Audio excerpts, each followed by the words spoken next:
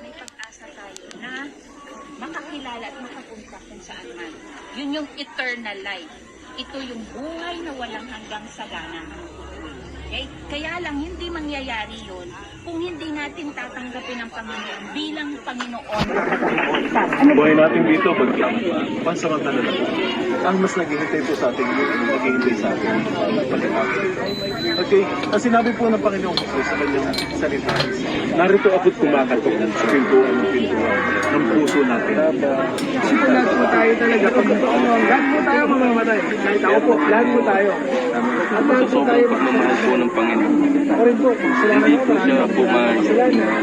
sisinungaling ako. Kayo rin po. Sa biyaya ng Panginoon, tutawag na ako sa Dadagat sa atin sa buhay na walang hanggan. Okay? So kung gusto niyo pong tanggapin ang Panginoon sa Kristo, bilang Panginoon, wala sa atin. Yung relasyon at yung kaligtasan. Niya si Eva Dadan, sabi niya, lahat ng bunga ng punong kahoy dito pwede niyong kainin. Liban dun sa bunga ng pagkaalam. Si Jesus ang sandigan, hindi mag-iiba.